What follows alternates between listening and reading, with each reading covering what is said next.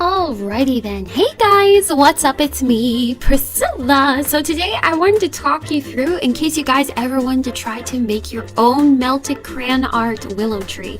This is something I saw on Pinterest. It's not my original idea. I just took it to a whole other level.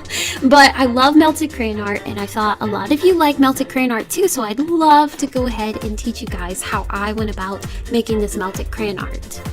So let's go over supplies. You can have any type of size of canvas or any type of canvas, whatever you would like. I have a 15 by 30 canvas that I got from Michaels. Make sure you check Michaels and Hobby Lobby coupons because that's going to be your best friend. And then you need Crayola crayons. You need the specific brand of Crayola because if you use any other type of brands of crayons, it won't work as well. Crayola has a very thick wax, so when it melts, it doesn't turn into a puddle. It actually piles on top of each other, and it's so much better. So try to avoid any other brand of crayons because Crayola is going to be your best friend. You're going to need the essentials like a jar for water, some paintbrushes, and a paper plate for paint. And when it comes to paint, I just use regular Americana craft paint. It's acrylic craft paint. It's nice and thick, and I get it from Michaels, and it's like $1 a piece, so it's fantastic. And some glitter. You don't have to use the glitter, but I like adding glitter because it just adds a touch of wonderful mysticalness. Since we aren't attaching the crayons to our canvas, you're going to need a piece of cardboard and some duct tape. It doesn't have to be Galaxy. And I would suggest not to use any picture duct tape. Get some nice silver duct tape just because it's going to be stronger. I think the Galaxy tape was a little bit weak when it came to melting crayons. Just a heads up. And last but not least, you can use a hairdryer, but I have a heat gun. Now, I've had a heat gun for years just because my family is in the racing business. So I have this decal heat gun. It does burn. I'm warning you right now, if you use a heat gun, you will burn yourself. I'm just warning you, you just have to be super duper careful. I have a high tolerance for melted wax, hot glue, and heat gun. By now, just touching it, it doesn't even bother me anymore, but I'm warning you, make sure you have some parent supervision or adult supervision before you start this wonderful craft. So let's jump in. So you're going to first draw out your tree. It doesn't matter what kind of tree, it's up to you, but willow trees, they're tall and usually their branches cover the most of the tree. It's okay to add as many branches as you want. You just want to give the impression that it's still a tree. And when it comes to painting trees, what I like to do is I like to go ahead and I do the purple first and add a little bit of highlights to it, but then I go step by step where I let this part dry. Layers upon layers, people. I really love using layers when it comes to paint. But I start with the nice purple. I go ahead and on that first layer, I add a little highlight and then I let it dry.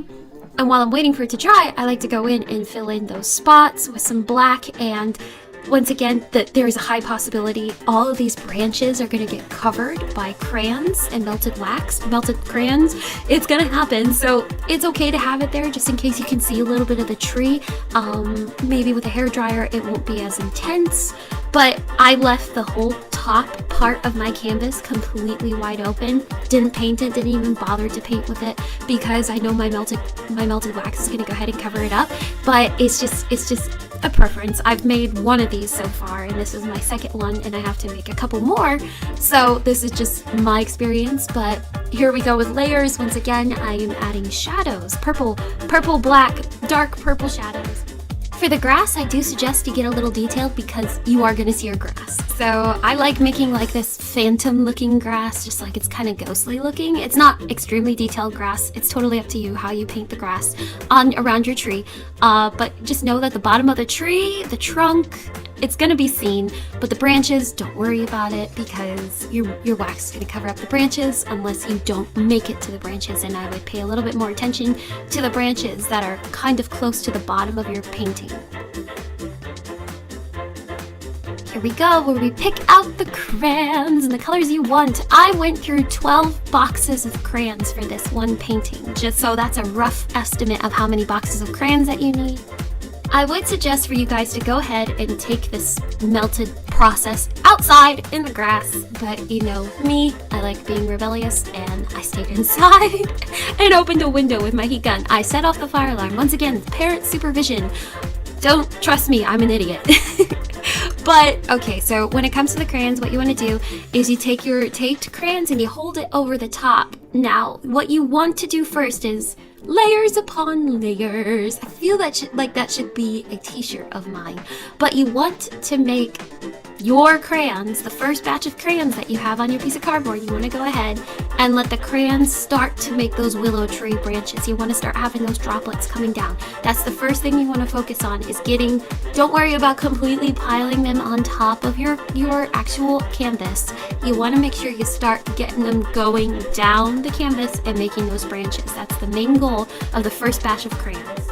Always make sure that your canvas is at a slant so that it's going down the canvas. You don't want it straight up and down. You want to go ahead and create that effect of it. You just want to make the puddles because you want it to be stable. If you're holding your canvas straight up and down and not at a slant, leaning up against something, the branches will be easy to break off, and they start to be the wax starts to melt and it starts to pile on top of each other. So make sure you have your canvas at a slant as opposed to standing straight up and down. So of course, yes, you're going to see a bunch of smoke because it's funny, because it's not the paper or the cardboard catching on fire, it's the wax inside the crayon paper, which is really funny. It's so weird. So that's why I always say be careful if you're going to use a heat gun. Make sure you have a parent or an adult standing by, unless you're my age and you're just going to be an idiot and go ahead and set the alarm off and just do it inside the house. That's why I say do it outside and make sure a hose is nearby. Don't be dumb like me. So when creating the second and third layers, you want to make sure you keep that effect of, you don't want to mush around, you don't want to push around the crayons too much. You want to keep the effect that there's still branches that need to be made, and you want the branches on top of branches. You want to make it look like a willow tree. So it's going to take a lot of trial and error and some experimenting, but it's totally up to you guys how that goes.